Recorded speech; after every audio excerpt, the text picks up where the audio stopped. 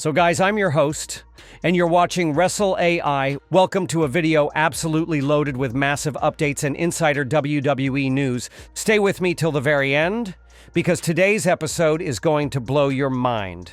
Let's get started right away, and we begin with the final boss and Cody Rhodes. So The Rock, yes, the final boss himself, has spoiled all the upcoming plans for Cody Rhodes. He's basically hinted at what's next for Cody, and fans are now asking the big questions. Will Cody ever become champion again? And if yes, when could that happen? Now here's what's going down. Cody didn't appear on the last Monday Night Raw, and people were buzzing. But according to The Rock, Cody Rhodes will become champion again, and not too far in the future either. He'll reclaim the title as a babyface. But here's the twist. Eventually, Cody will turn heel. Yes, you heard that right. Now, the big mystery lately has been, who will defeat John Cena for the championship? Well, this may just be your answer. Cody Rhodes might be the one to dethrone Cena, possibly towards the end of the year, around the time John Cena officially retires. It's looking like a very cinematic angle. John Cena retires, Cody becomes champion and saves the company. Then, slowly, Cody starts getting booed. WWE realizes the timing is perfect, and boom, heel Cody is born. And honestly, the signs are already there. When Cody showed up on SmackDown, he got booed. At WrestleMania, boos. On Monday Night Raw, even when he wasn't there, just the mention of Cody by Cena got him booed. Fans are already beginning to turn. So here's what I think. After Cena's unbeatable run, no one will be able to stop him. And then Cody returns, America's hero, to defeat Cena and take the title. But that respect and love, it'll start to fade. Cody will eventually turn heel just as The Rock wants. The final boss is pushing hard for this arc. And let me tell you, I fully believe it's happening. Now let's talk about something very, very interesting.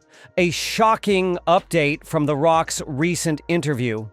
So The Rock mentioned that a certain top guy, who he calls the Superman of the company, texted him and said, "My soul is for sale when the time is right." And The Rock, he loved it and said, "Let's do it." Now, who is this Superman of WWE? Well, if you've been following Rock's interviews, you'd know he often refers to Seth freaking Rollins as the Superman of WWE. So yes, this might be The Rock confirming that Seth Rollins is ready to sell his soul and possibly work with the final boss. And what do we know so far? Seth Rollins has joined forces with Paul Heyman. Braun Breaker is now in the mix. And those fan theories that Seth Heyman and Breaker are secretly aligned with The Rock, they may not be wrong at all. The seeds are being planted. The Rock has accepted the offer. Seth Rollins may have just turned to the dark side, slowly, methodically. Now let's talk about Rusev, or Miro, as he was known in AEW. He's officially back in WWE. We saw him return recently on Monday Night Raw, and now fans are curious about his new contract. Well, according to Deadline, Rusev has signed a 2-year deal with WWE. His wife, Lana, has a Legends-style contract, so her deal is a bit different. Now here's my honest opinion. Rusev should have returned with a completely revamped look. Back in the day, his appearance, gear, and persona were iconic. But right now, something just feels off. The gear doesn't fit. The look doesn't click. I feel if Rusev sticks to this same style, he might slide down to the mid-card. Or even worse, fall into the lower card and vanish from TV again. And trust me, nobody wants that. Rusev is a big name. He was once a huge star. WWE needs to repackage him, theme, gear, everything, to give him the spotlight he deserves. Now here's a massive leak. A screenshot from WWE's upcoming documentary series Unreal, showing the original pitched matches for WrestleMania 41. Check this out. These were some of the matches that were either pitched or considered for the WrestleMania 41 card. Seth Rollins versus CM Punk versus Gunther for the World Heavyweight Championship. Rhea Ripley versus Bianca Belair for the Women's World title. Jade Cargill versus Nia Jax for the Women's title.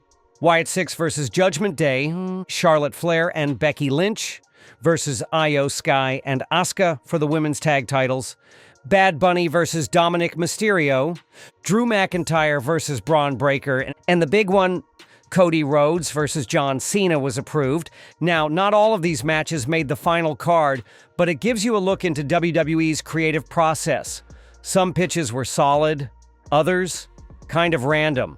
Like Rey Mysterio versus Chad Gable. That one confused a lot of people, especially after Rey got injured.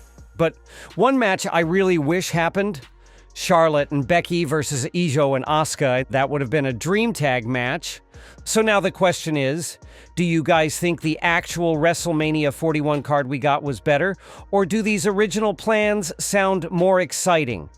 Personally, I think what we got was much better, especially since Roman Reigns had a big role.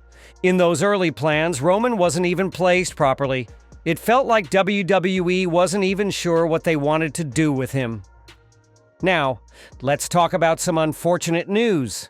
Tama Tonga is officially injured and out of action. It all began when WWE showed a brutal attack segment by LA Knight on Tama Tonga. Now, that wasn't just a regular storyline. That attack was actually a way to write Tama off TV because, yes, it's now confirmed that Tama is genuinely injured. And to make things worse, reports suggest that Tama Tonga might need surgery. That means we shouldn't expect to see him back on WWE programming anytime soon.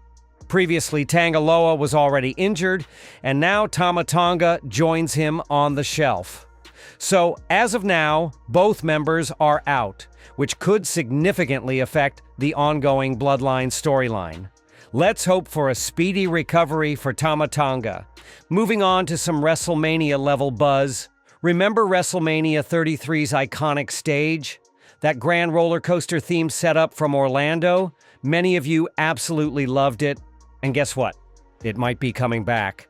Reports are now suggesting that WWE is heavily planning to bring WrestleMania back to Orlando in 2031. This news comes from SBJ, who revealed that Orange County commissioners have approved funding worth millions to host major future events, including WrestleMania. Just a few weeks ago, I told you about how Orlando was placing a bid to bring WrestleMania back, and now that bid just got serious financial backing. Think about that for a second. WrestleMania 41 just happened, and WWE is already making moves for WrestleMania 2031.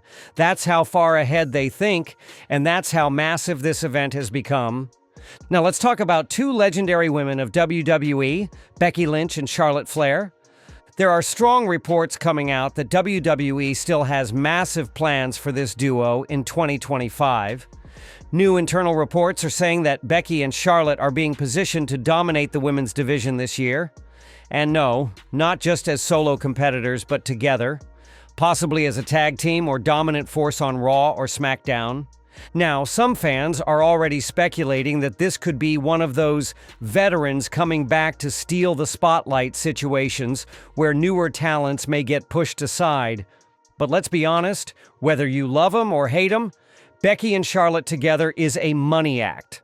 Let's close today's update with a huge bomb. Did you know the Braun Breaker and Seth Rollins segment just blew up the internet? WWE uploaded it to YouTube, and within the first 14 hours, 1.8 million views. Yes, you heard that right. A segment with no fancy promos, no pyro, just intensity and impact, and fans loved it.